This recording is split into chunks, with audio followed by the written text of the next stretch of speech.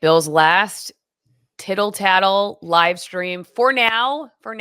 He's heading back to TV news. We're not sure if we'll see him again in the near future. We hope someday, at least if he retires in my lifetime, that I will have him back on my show if I'm still doing this.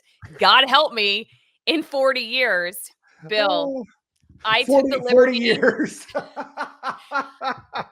I took the liberty of clipping a few Bill Dorris sound bites from Tittle Tattle over the last few years. It's if I had spent, days on it, I'm sure I could have found some real gems, but I think this does us justice. So here is a look back at You Bill. told me not to cry, and now you're going to make me cry.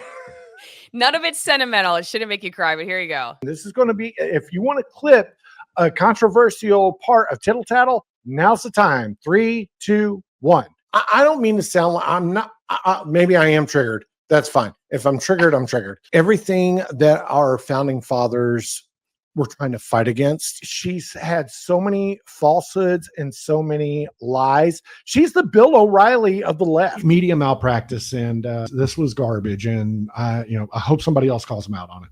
I try not to put a lot of stock into Reddit because there's so much misinformation and garbage on Reddit. It's worse than Twitter and Facebook combined. It really is. But the fact that Forbes is the only outlet that is pushing this is it's scary, but it's also telling. Does that make sense? Who is Travis Kelce? Me personally, I just think this is nothing more than Big Pharma paying a pro athlete to sponsor their shit. What's my language? They've done this before. I mean, to me, I don't agree with it. I don't think this is something that I would endorse. But then again, I don't like Campbell's Chunky Soup either. And then NFL players have been endorsing that for decades. All right. That is a quick go back and watch some Tittle Tattle episodes. If that whet your palate for more of Bill, you can watch him for the next 40 years until he comes back, retires, and we start the show over again when I don't know what I'll be doing. I'll definitely have arthritis from milking goats at that point. All right. So Bill, before we go any further, okay, since I'm still stuck here on the internet, I'm not going to have a full-time job in TV news. I still got to promote my sponsors. And Bill's going to tell you, where is he going? Why is he going back to TV news? All of this stuff. Or maybe he won't answer all those questions. You can ask him whatever you want. He may not be able to answer everything. One thing he can answer, though, is how amazing this wine is at ALISONWinePromo.com. Join my wine club. They have been with me since the beginning. When we had Tittle Tattle first launched during the COVID eras, you couldn't get sponsors that would often let you talk about whatever we talked about. So I'm so grateful for them and everybody that's been in the wine club. These are selected for the stuff I like. I drink raw milk. I use vinegar to clean my house. I don't want wine that's got a bunch of chemicals, preservatives, dyes in it. So these are all very clean products. They're produced by small family vineyards. Some of the vineyards, the grapes are grown between 6,000 and 9,000 feet in elevation, so extreme altitudes. Handmade wines, old world winemaking techniques. One of the families, they've been in business for over 5 generations, over 200 years. So all the wines are really delicious, even if they didn't have great backstories to them, but they're all just awesome products. Go sign up. You'll get 6 bottles every 3 months. You'll never have to worry about this upcoming holiday season. What are you going to bring to the awkward cocktail party? You already have it with you. Give them away as gifts if you're not a wine drinker. Thanks, everybody who's in the club. All right. So, Bill, we're discussing today how you are returning back to TV news. And I am a little surprised. I mean, not shocked, but a little surprised because I got to be honest with you. First off, I don't know who would take me back. I don't know who would take me back if Nobody I in Seattle. not anywhere. I'd have to use a different name and I'd probably have to dye my hair a certain color and I don't know, go for maybe like a technical director job. I'm not sure they let me back on TV. But also, man, it would be so crazy to go back with the knowledge I have now that I have accumulated in this time out of the business. And I'm sure that you can talk about that too, what it will be like to return.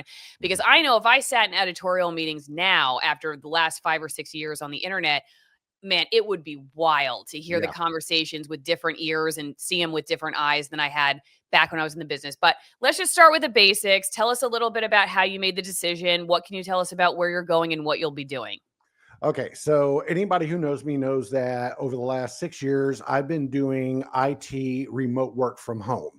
And I got that job during the pandemic. A really good friend of mine hooked me up with that job, because like many Americans, I lost my job when the pandemic started, the job that I was working at the time.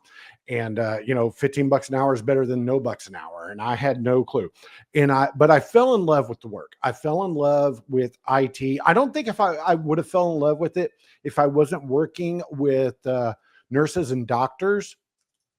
And because I've heard, you know, multiple horror stories about remote workers having to deal with insurance companies and, you know, people trying to file insurance claims, but they can't log into an app.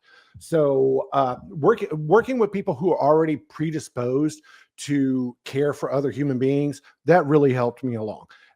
But long story short, remote work in America is not sustainable in its current form. What do I mean by that? The internet has gotten good. And what I mean by that is internet service providers. And the current company that I work for, I'm not bashing them. I'm just saying, because they've provided a wonderful quality of life and opportunities for myself and my family. So I'm not going to bash them for that at all.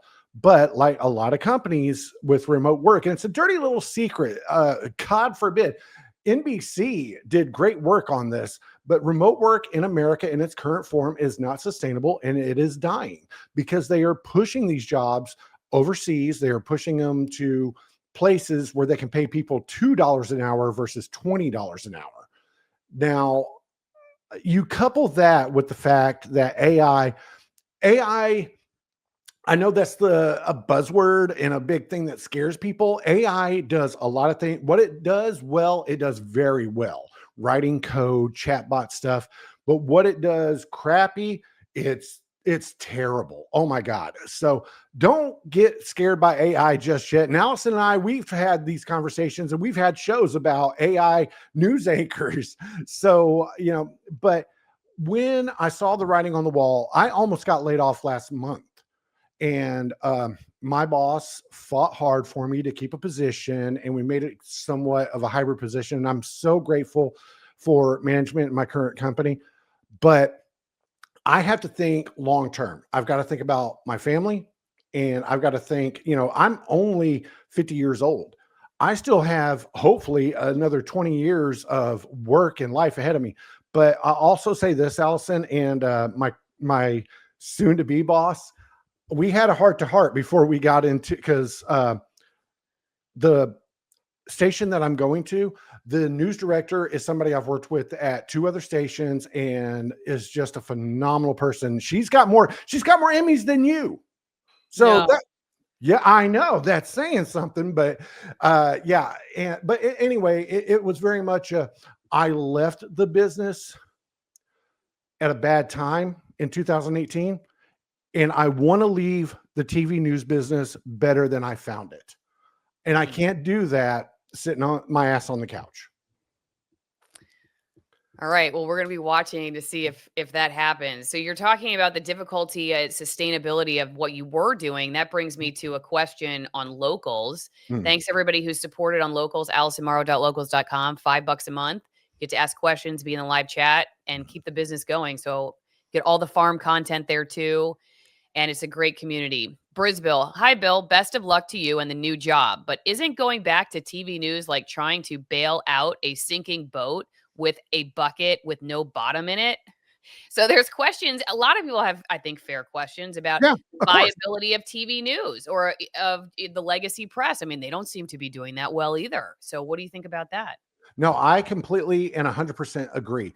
I will tell you that there's a big part of me, there's a lot of nostalgia, and anybody who's been in TV news will always tell you it's one of 2 things. It's like I was a diehard that got out for whatever reason, and there are people who got in it long enough for a cup of coffee and realized, oh crap, I just can't be a prompter reader and you know, a beauty queen. I can't be Miss Cornhusker 1998 and just read a teleprompter. So, you know, but I'm one of the people that's always been a diehard. I mean, that's part of the reason I fell in love with Alison's content. I was still a newsie at heart, and I saw her media analysis, and that's why her and I became friends, and I got involved in what she does. But is it a sinking ship? From all perceptions, it seems that way. But there's a couple of companies that are on the rise, and you know the companies I'm talking about. I'm not going to go into great detail because they've been in the news a lot lately. But there's a chance if a couple of these companies have a vision. The vision is to put, I mean, obviously stuff happens on the political level, on the global scale, but we need to put more emphasis on local. Okay. People still have a thirst for news that is happening in their local communities. And they still, I mean, don't get me wrong. I've said this on this show before, a free app that I could do this and find the weather. But for some reason, they still trust the bald, chubby weather guy at 11 o'clock. Which is not what Bill's going back to do. He's not going to be the meteorologist. No. Did you say what your position will be? I will be a morning show producer. Morning show producer. Yep. All right. Well, speaking of local news, I'm glad you actually were still in synchronicity, Bill, here, because one of the clips I wanted to share after my montage there was one of my favorite moments of let's see here. Okay. Do I have this? Yes. Hopefully I have this. Okay. Bill said he was wrong about Ivory Hecker, and that if people remember, she's currently at Independent News, right? But a couple years ago, I was still living in Washington State, so this had to have been before 2023. Right. She was working at a Fox O&O in Houston, Texas, and she was doing a live stream about the weather. Speaking of, about how hot it was there, and she had an air conditioning repair guy like right over her shoulder, sweating bullets, repairing air conditioners. And then she just goes off script and she's like, they're censoring me. They're muzzling me over COVID. And it was like the day the music died. Everybody watched that clip. I mean, whether you were in TV news or you were in radio, if you were in media, you saw that clip because you were like, holy cow, whether I agree or disagree with what she just said, I can't believe she just said that on live air. I mean, she really like that. You know, you can say she's crazy, you can say she's brave, but she had something. I mean, most people would not have broken the news that way. I'll say that. So she took the bull by the horns on that one. And at first, Bill said, no, she wasn't really being muzzled. I think your opinion originally was that, that the news, operation for which she was working, they have the right to tell you essentially what you can and cannot say. I mean, you've signed a contract. You can't just assume you can do every story that you want to do.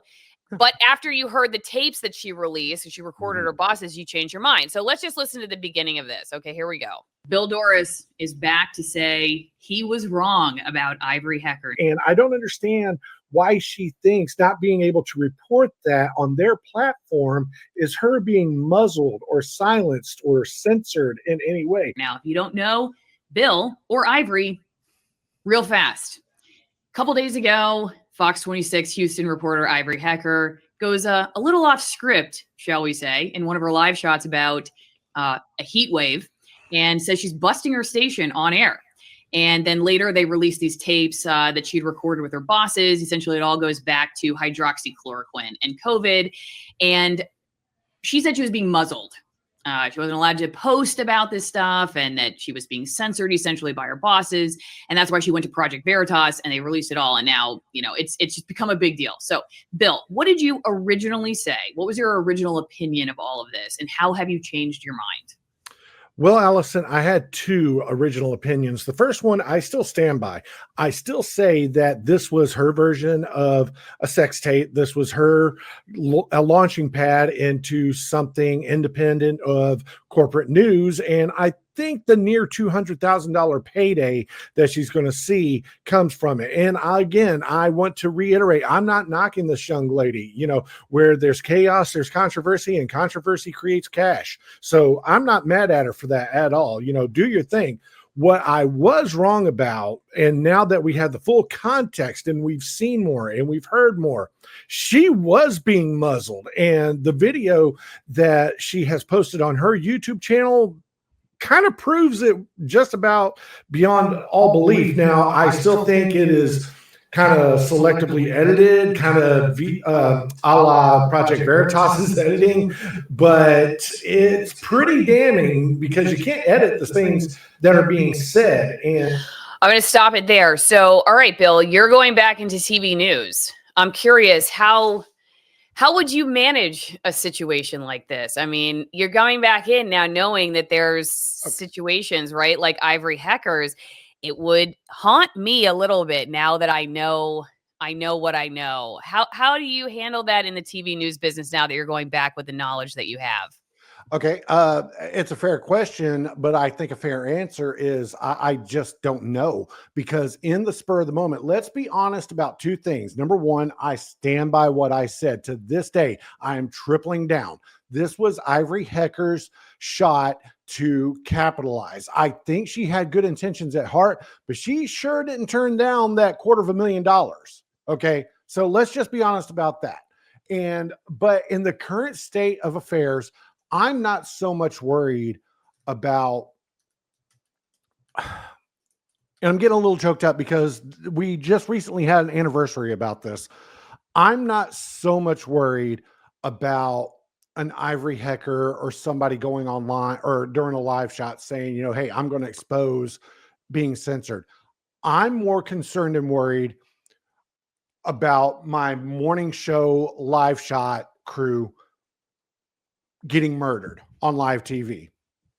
I'm more concerned about that right now. If I'm being honest, oh my gosh, in Virginia, where Allison, and not you, Allison, but and her husband. Gosh, yeah, that was a terrible story. Yeah, that was Yeah, terrible. yeah. I'm more worried about that. Yeah. Were Than they I both killed or was it one of them? I can't remember. Okay, so the reporter and the photographer were murdered live, and the lady that they were interviewing was shot. And the person that did the shooting, he got away and ended up taking his own life before police could take him. Yeah. Allison Ward and Matthew Parker, I believe was the name. I'm more worried about that immensely more than I'm worried about somebody saying, hey, I'm exposing. Well, my question was not so much about the person going in the live shot doing that, but more so the day-to-day editorial decision making where you have a reporter that says this needs to be exposed and the management says no for whatever reason that you may find to be objectionable. In her particular case, it was really corporate ties, pharmaceutical corporate ties. I mean, it was, it was a political and money thing. And I'm curious about that. More so, you had not what she got to the point of desperation where she decided to blow up her live shot, but she comes to you over and over. Bill, we should do the story. Bill, we should do the story. Managers say no. Managers say no. How do you handle that? Call me a stormtrooper, call me a bootlicker, call me whatever you want. But my first instinct is to run with it. If you have news that is newsworthy, then let's go with it. But even as the producer of a show, the top rated show in a particular television market, I still have someone to answer to. The number one entity that I have to answer to is the audience. But more important, or not more importantly, but more immediately is my boss. And if I go to my boss and they say no, then it doesn't air. I know that sounds cowardly, like I'm absolving myself of responsibility, but let's also be very clear. Okay. You're talking to the guy in 2018 that left the news business because the station I was working at the time was allowing news employees to go and protest politically, and then hired somebody who I didn't hire him. The company, the station hired a person whose emails were leaked during the Freddie Gray case in Baltimore, where this person's emails got leaked and said he was begging police, hey, give me an interview and I'll paint you in a good light. Okay. I left because of ethics in news journalism. And that's why I'm coming back, because I want to get news ethics into journalism again. Now, can I save a sinking ship? I mean, no, I'm not. I don't feel like I'm on the Titanic shoveling water off, but don't get it twisted. Don't think that my ethics is for sale. Changing. Yeah.